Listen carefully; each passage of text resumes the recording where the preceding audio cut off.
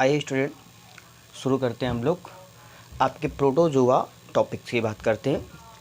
Class 11th का ये topic है आपका प्रोटोजोआ, जिसके बारे में आपको पढ़ना है अमीबा के बारे में। ठीक है, अमीबा कैसा होता है और उसका स्ट्रक्चर कैसा होता है, ठीक, उन सब के बारे में हम लोग इसका जानेंगे। जनरल कैरेक्टर भी इसके बारे में जानेंगे कि क्या होता है जनरल कैरेक्टर। ठीक है, तो सबसे पहले आपके सामने लिखा हुआ है प्रोटोजोआ। तो मैं आपको बता दूं कि प्रोटोजोआ जो होता है वास्तव में जगत प्रोटिस्टा का ही एक क्या है, समूह है। जगत जो प्रोटिस्टा है उसे क्या है, एक समूह है और इसमें एक कोष की जंतुओं का अध्ययन किया जाता है। एक कोष की, ठीक है, एक कोष की जीवों का क्या करते हैं हम लोग, अध्ययन करते हैं। ठीक, प्रोटोजोआ का अध्ययन वैज्ञानिक एंटोनी वॉन ल्यूइवेनहॉक ने सन 1677 में, ठीक है ना, प्रोटोजोआ का जो अध्ययन किया था वो वैज्ञानिक किसने, एंटोनी वॉन ल्यूइवेनहॉक ने सन 1677 में इसकी खोज की थी, तथा वैज्ञानिक गोल्डफस ने सन 1817 में इस संघ को प्रोटोजोआ का नाम दिया था। स्टूडेंट, कंपटीशन ग्रुप में बहुत ज़्यादा पूछ लेते हैं इसके बारे में, तो मैं आपके लिए ऐसा वीडियो बना रहा हूँ जो फर्स्ट ईयर इंटर बीएससी जो भी लेवल है, ख़ासतौर से कंपटीशन भी ग्रुप है, उसमें भी अगर कोई टॉपिक पूछा जाता है तो आप इसके माध्यम से आप अच्छे से कोर्स को कंप्लीट कर सकते हैं। ठीक है, तो आगे हमने क्या बताया, इसका जो अध्ययन होता है वो प्रोटोजोलॉजी कहलाता है। क्या कहलाता है बच्चे, प्रोटोजोलॉजी कहलाता है। तो ये आपके सामने प्रोटोजोआ का टॉपिक था। देखिए स्टूडेंट, अब हम लोग बात कर लेते हैं इम्पोर्टेंट कैरेक्टर के बारे में कि प्रोटोजोआ का इम्पोर्टेंट कैरेक्टर क्या होता है। ठीक है, तो सबसे पहले हम लोग बात करेंगे हैबिटेट की, यानी कि आवास की।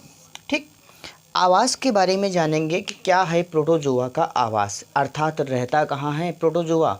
ठीक, तो सबसे पहले हम आपको बता दें कि प्रोटोजोआ की बहुत प्रकार की प्रजातियां हैं। ये विश्वव्यापी होता है, सर्वव्यापी होता है, मतलब विश्व भर में सभी जगह पर पाया जाता है। जलीय होता है, जलीय का मतलब होता है जल में रहने वाला जीव, स्थल पर भी पाया जाता है। परजीवी भी होता है, स्थलीय है जीव, और परजीवी मतलब दूसरों पर रह के अपना जीवन यापन करता है और दूसरों को रोग भी पहुंचाता है, तथा गंभीर बीमारियां क्या करता है, फैलाता है। ये है क्या, इसका आवास है। बहुत ही इजी ढंग से ये इसका क्या है बच्चे, आवास है। अब हम लोग अगर बात कर लें किसकी, इसकी आकृति एवं माप की, शेप एंड साइज की बात कर लें, किसकी बात कर लें, शेप एंड साइज की बात कर लें, तो हम आपको बता दें कि प्रोटोजोआ संघ के जो भी जीव हैं, अमीबा, यूग्लिना, पैरामीशियम, ठीक है, जो भी जीव हैं वो कैसे हैं, प्रायः एक कोष की होते हैं।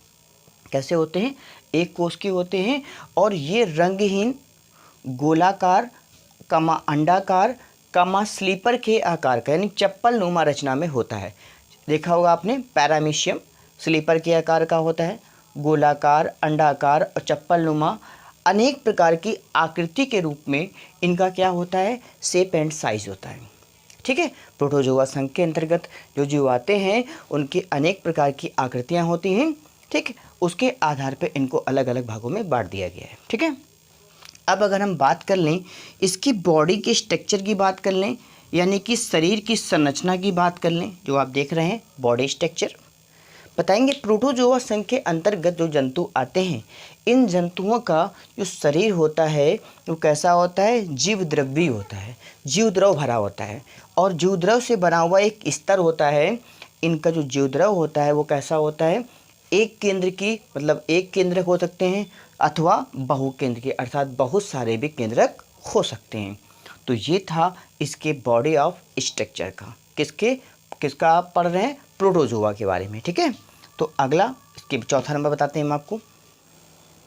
देखिए बच्चों, अब हम बात करते हैं गमन की, यानी कि लोकोमोशन की बात करते हैं कि प्रोटोजोआ जो संघ के जो जीव होते हैं उनमें गमन कैसे होता है। ठीक है ना, प्रोटोजोआ संघ के जो जीव होते हैं उनमें गमन कैसे होता है, हम आपको बता दें। जो लोकोमोशन है उस लोकोमोशन के अंतर्गत इनमें गमन प्रायः पादाव के द्वारा होता है, कूटपात के द्वारा होता है, कशाभिका के माध्यम से होता है, रोमाप के द्वारा होता है।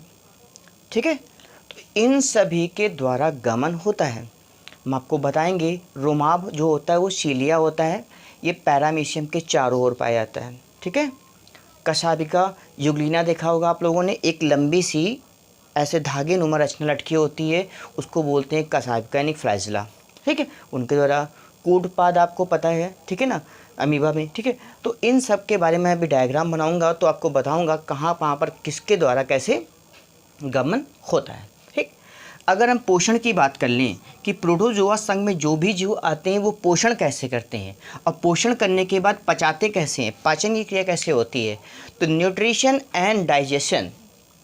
ठीक है। पोषण एवं पाचन, पचन के बारे में जान लेते हैं। इनमें जो पोषण की विधियाँ होती हैं वो विभिन्न प्रकार की होती है। ठीक है। इनमें जो पोषण की विधियाँ होती हैं वो कैसी होती है, विभिन्न प्रकार के होते हैं। कुछ जीव जंतु को खाकर भोजन करते हैं, कुछ जीव पादपक्षम होते हैं, पौधों को खाकर, सूक्ष्म पौधों को खाकर अपने जीवन यापन करते हैं। कुछ मृतोपजीवी मरे सड़े गले पदार्थों को खाकर जीवन यापन करते हैं। और कुछ क्या होते हैं, परजीवी होते हैं, दूसरों पर चिपक जाते हैं, आश्रित रहते हैं और उन्हीं से अपना भोजन ग्रहण करते रहते हैं, उनको बोलते हैं परजीवी। ठीक है। इस प्रकार से पोषण करते हैं। श्वसन की बात कर लेते हैं भैया कि रिस्पायरेशन कैसे करता है, यानी प्रोटोजोआ संघ का जो जंतु आता है वो रिस्पायरेशन कैसे करेगा। रिस्पायरेशन देख लीजिए। इनमें श्वसन जो क्रिया होती है वो प्रायः शरीर की सतह से होती है। अमीबा जो होता है वो ट्रांसपेरेंसी होता है, ट्रांसपेरेंट होता है और समुद्र की तल पर या पानी पर, तालाबों में, नदियों में ऐसे तल पर रेंगता है। ठीक। और उनके बॉडी के द्वारा यानी शरीर की सतह से क्या होता है, श्वसन क्रिया हुआ करता है। ठीक। आज बात करते हैं उत्सर्जन की बात करते हैं, एक्सक्रीशन की बात कर लेते हैं कि प्रोटोजोआ संघ के जंतुओं में उत्सर्जन कैसे होता है। यह क्रिया भी शरीर की सतह पर होती है। किससे होती है, शरीर की सतह से होती है और सामान्यतः जो होती है वो विसरण के द्वारा होती है। ठीक है। विसरण के द्वारा होती है। आपने पढ़ा होगा अगर छोटे क्लासों में कि अमीबा की बॉडी के अंदर कंट्रैक्टिल वैक्यूल्स होती है जिसको बोलते हैं संकुचनशील धानी यानी कृत्तिका। इसके द्वारा भी क्या होता है, अमीबा क्या करता है, प्रोटोजोआ संघ का जो जंतु होता है वो क्या करता है कि समानता रूप से विसरण की क्रिया करता है। ठीक। अर्थात उत्सर्जन में महत्वपूर्ण भूमिका निभाता है। ठीक। अगले देख लीजिए। देखिए बच्चों, तो लास्ट जो हेडिंग है वो आपकी है जनन। ठीक। अब हम लोग जनन के बारे में पढ़ रहे हैं कि प्रोटोजोआ संघ जो जंतु है उसमें जनन कैसे होता है। ठीक। रिप्रोडक्शन कैसे होता है, रिप्रोडक्शन के बारे में जानेंगे। हम आपको बता दें बच्चे कि प्रोटोजोआ संघ में जो भी जीव आते हैं उनमें जनन प्रायः क्या होता है, अलैंगिक तथा लैंगिक दोनों प्रकार से होता है। अलैंगिक को इंग्लिश में बोलते हैं एसेक्सुअल रिप्रोडक्शन। ठीक है। क्या बोलते हैं, एसेक्सुअल रिप्रोडक्शन। ठीक है। ठीक। दूसरा जो है आपका लैंगिक जनन, इस लैंगिक जनन को बोलते हैं सेक्सुअल रिप्रोडक्शन। ठीक है। Sexual reproduction. ठीक। तो दोनों प्रकार से जनन इसमें होता है। ठीक है बच्चे, ये आपका टॉपिक हो गया। अब हम बहुत ही महत्वपूर्ण टॉपिक पढ़ेंगे अमीबा के बारे में जो आपके सिलेबस में है। अमीबा का स्ट्रक्चर पढ़ेंगे। पहले अमीबा के बारे में जानेंगे कि अमीबा होता कैसा है और इसका स्ट्रक्चर भी हम आपको दिखाएंगे। ठीक। अभी आप इस प्रोटोजोआ संघ के बारे में जनरल कैरेक्टर पढ़ चुके हैं, अब आगे बात करते हैं। देखिए स्टूडेंट, अब हम लोग बात करते हैं अमीबा के बारे में। ठीक है। टॉपिक वही चल रहा है आपका। अब हम लोग बात करेंगे किसके बारे में, अमीबा के बारे में।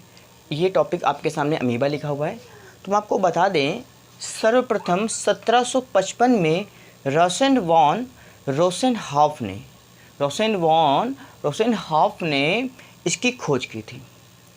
सर्वाधिक मात्रा में सामान्य प्रजाति का जो अमीबा प्रोटियस है वो अमीबा की विभिन्न जातियां समुद्रों में, अलवणीय जलों में, तालाबों में, नदियों में, झीलों में, नालों में आदि स्थानों पर ये पर्याप्त मात्रा में पाए जाते हैं। ठीक।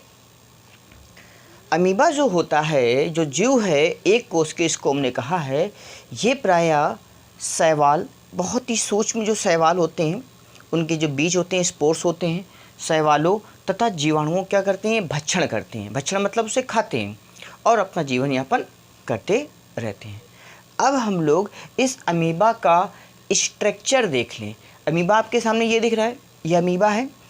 अमीबा का अब स्ट्रक्चर जान लें कि अमीबा के स्ट्रक्चर में होता क्या क्या है। ठीक है, अमीबा के स्ट्रक्चर में क्या क्या होता है। तो अब हम लोग पढ़ेंगे अमीबा का स्ट्रक्चर, जो बहुत ही ज़्यादा इम्पॉर्टेंट है। देखिए स्टूडेंट, अब हम लोग बात करते हैं स्ट्रक्चर ऑफ अमीबा के बारे में। ठीक है, अमीबा का स्ट्रक्चर कैसा होता है। आपके सामने अमीबा का स्ट्रक्चर बना हुआ है। आपको बता दें, अमीबा जो होता है प्रायः वो एक कोष की जीव होता है। कैसा होता है बच्चों, एक कोष की जीव होता है। अमीबा की जो आकृति होती है वो अनिश्चित होती है। ये हर समय क्या करता है, अपनी आकृतियों को बदलता रहता है, अर्थात चेंजमेंट करता रहता है। ठीक है, लगातार क्या होता है कि इसकी आकृति बदलती रहती है, निश्चित ही वैसी आकृति नहीं रहती है। अमीबा प्रायः नदियों, तालाबों, झीलों, समुद्रों आदि स्थानों पर पाया जाता है। ये सब आप पॉइंट लिख सकते हैं। ठीक, अमीबा की बॉडी के अंदर ये सारे जो पार्ट्स हैं ये पाए जाते हैं। ये है कंट्रैक्टाइल वैक्यूल्स, ये बना है। न्यूक्लियस केंद्रक है। एंडोप्लाज्म मध्य का जो द्रव होता है उसको एंडोप्लाज्म बोलते हैं।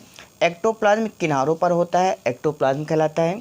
फूड वैक्यूल्स, इसे खाद्य धानी बोलते हैं।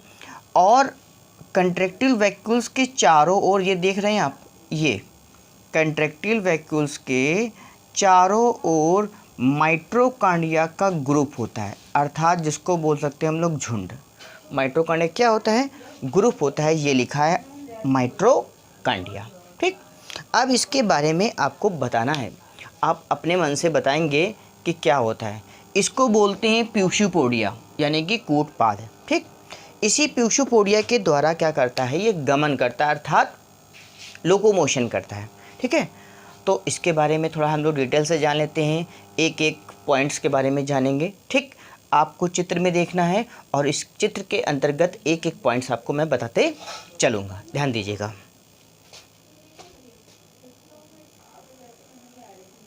देखिए बच्चों, चित्र में देखिए, चित्र आपको दिख रहा है।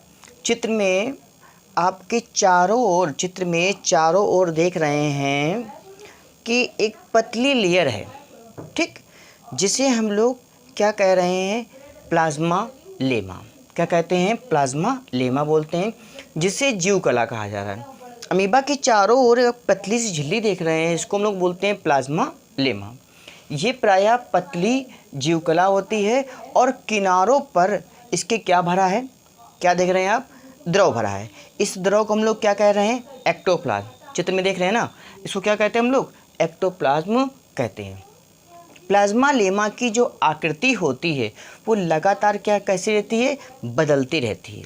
जो अमीबा में प्लाज्मा लेमा झिल्ली देख रहे हैं आप चारों ओर, ये लगातार क्या होती है, इसकी आकृति बदलती रहती, अर्थात ये निश्चित नहीं रहती है। ठीक है, लगातार कंटिन्यू क्या होती है, बदलती रहती है। क्यों, क्योंकि ये लोकोमोशन करता है, अर्थात ये चलता है, धीमे धीमे रेंग कर ये चलता है पानी की सतह पर, कीचड़ की सतह पर। ठीक है, काई पर भी चलता है सतह पर, लेकिन ये धीमे धीमे रेंग कर चलता है। ठीक है, इसी प्लाज्मा लेमा झिल्ली के द्वारा। ठीक है, आगे देख लीजिए बच्चों, स्टूडेंट, अब आप चित्र देखिए, फिर से चित्र देख रहे हैं आप। इस चित्र में अब हम पढ़ने जा रहे हैं साइटोप्लाज्म के बारे में। साइटोप्लाज्म मतलब कोशिका द्रव के बारे में। ठीक है, ये साइटोप्लाज्म की अगर हम बात करें तो इसको बोलते हैं कोशिका द्रव। ठीक है स्टूडेंट, अगर हम लोग साइटोप्लाज्म की बात करें तो क्या है, ये कोशिका द्रव है। और जो कोशिका द्रव होता है वो दो प्रकार का होता है। नंबर एक फर्स्ट होता है एक्टोप्लाज्म, नंबर सेकंड क्या होता है, एंडोप्लाज्म।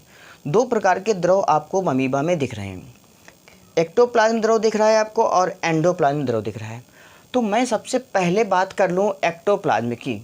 एक्टोप्लाज्म द्रव कैसा होता है, रंगहीन होता है, पारदर्शी होता है, जली होता है, तरल प्रकार का द्रव है जो चमकीला है तथा ये बाहर की ओर किनारों पर होता है। अमीबा की चारों ओर देख रहे हैं आप ना, किनारों पर जो द्रव है उसी को हम लोग क्या कह रहे हैं, एक्टोप्लाज्म कह रहे हैं। एक्टोप्लाज्म दिख रहा है आप लोगों को, एक्टोप्लाज्म। लेकिन अंदर की ओर देख रहे हैं एंडोप्लाज्म है, यानी अंतः द्रव। अंदर की ओर जो द्रव आप देख रहे हैं वो कैसा है, अंतः द्रव है, अर्थात वो एंडोप्लाज्म है। हम बात कर ले एंडोप्लाज्म की, ठीक है बच्चे। एंडोप्लाज्म की बात कर लें तो इसे हम लोग क्या बोलते हैं, अंतः द्रव कहते हैं, इसे अंतः द्रव कहते हैं। ये प्रायः कणिका में होता है, कणिका में मतलब कण पाए जाते हैं, तथा ये अधिक कैसा होता है, तरल होता है, तथा ये केंद्र की ओर होता है। डायग्राम में देखिए अमीबा दिख रहा है आपको, और अमीबा में आप एंडोप्लाज्म देखिए, एंडोप्लाज्म का एरो मैंने कहाँ दिखाया है, बीचों बीच दिखाया है। और ये क्या है, केंद्र की ओर होता है, कैसा होता है, कणिका में होता है, कण के रूप में पाया जाता है। इसमें विभिन्न प्रकार के जो अंग होते हैं, देख रहे हैं आप लोग, कंट्रैक्टाइल वैक्यूल्स, फूड वैक्यूल्स, ये सभी क्या है, इसी के अंदर उपस्थित होते हैं। किस द्रव में, एंडोप्लाज्म के द्रव में। अर्थात हम कह सकते हैं अमीबा के एंडोप्लाज्म द्रव में ये तमाम प्रकार के जितने भी कोशिकांग होते हैं वो क्या होते हैं, पाए जाते हैं। ठीक, इतना आप लिख सकते हैं। कि अगर हम बात कर लें कंट्रैक्टाइल वैक्यूल्स की, ठीक, डायग्राम में देखिए कंट्रैक्टाइल वैक्यूल्स गोलाकार रचना में दिख रहा है आप लोगों को भैया बच्चों। तो कंट्रैक्टाइल वैक्यूल्स को बोलते हैं हम लोग कुंचनशील रिक्तिका। कैसी है, गोलाकार रचना में होती है, गोलाकार रचना में कुंचनशील रिक्तिका पाई जाती है, ठीक, अमीबा में। इसके चारों ओर क्या होता है, माइटोकॉन्ड्रिया। आप देख रहे हैं इसके चारों ओर क्या है, छोटे कण के रूप में दिख रहा है, क्या है, माइटोकॉन्ड्रिया पाया जाता है, ठीक है ना। ये प्रायः कौन, कंट्रैक्टाइल वैक्यूल्स प्रायः परासरण में भाग लेती है, ठीक, तथा जल को भी, जब जल आवश्यकता से अधिक हो जाता है तो यही कंट्रैक्टाइल वैक्यूल्स जो होती है जल को भी क्या करती है, हटाती है, ठीक। ये इसका फंक्शन होता है, कार्य होता है कंट्रैक्टाइल वैक्यूल्स का, ठीक है बच्चों। देखिए बच्चों, अब हम लोग बात कर लें फूड वैक्यूल्स की। फूड वैक्यूल्स को बोलते हैं खाद्य रिक्तिका। डायग्राम में देखिए क्या है, खाद्य रिक्तिका है, दिख रही है आपको, छोटे छोटे बबल्स के रूप में रचना दिख रही है, इसको हम लोग फूड वैक्यूल्स बोलते हैं, यानी कि खाद्य रिक्तिका। ये पोषण से संबंधित होती है, संबंधित लिखा है, ये पोषण से क्या होती है, संबंधित होती है। भोजन का क्या करती है, पाचन करने में सहायता करती है।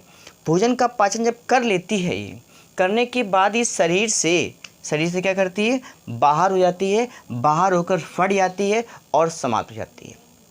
फिर से ये एक नए फूड वैक्यूल्स का निर्माण कर लेती है। ये अमीबा में स्वतः ही होता है, ठीक है। और ये देख रहे हैं आप कि ये पूरे एंडोप्लाज्म, डायग्राम में देखिए, चित्र में देख रहे हैं कि ये पूरे एंडोप्लाज्म में छोटे बबल्स के रूप में बिखरी हुई है, दिख रहे हैं, छोटे बबल्स के रूप में पूरे डायग्राम में बिखरा हुआ है। यानी कि कह सकते हैं हम कि एंडोप्लाज्म में ये बिखरी हुई पाई जाती है। बहुत ही ईजी ढंग से अभी आपने स्ट्रक्चर पढ़ा है, फूड वैक्यूल्स के बारे में पढ़ लिया है। अब लास्ट हेडिंग पढ़ना है आपको न्यूक्लियस, यानी कि केंद्रक के बारे में। चित्र में देख रहे हैं न्यूक्लियस, इस न्यूक्लियस के बारे में भी आपको पढ़ना है। ये न्यूक्लियस पढ़ लीजिए जल्दी से। देखिए भाई, अब हम लोग बात करते हैं न्यूक्लियस की। चित्र में देखिए न्यूक्लियस, केंद्रक के बारे में। अमीबा में जो केंद्रक देख रहे हैं आप वो कैसा है, वृत्त के आकार का है, वृत्ताकार होता है, या तस्त्रीनुमा जो प्लेट नुमा रचना होती है उसको बोलते हैं तस्त्रीनुमा रचना में दिखाई देता है।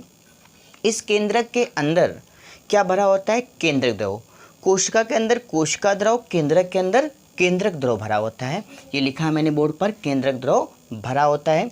केंद्रक की रचना प्रायः कैसी होती है, वृत्ताकार या तस्त्रीनुमा होती है, जिसमें अनेक प्रकार की क्या पाई जाती हैं भैया, केंद्रिकाएँ पाई जाती हैं, ठीक, तथा क्रोमैटिन के कण भी पाए जाते हैं।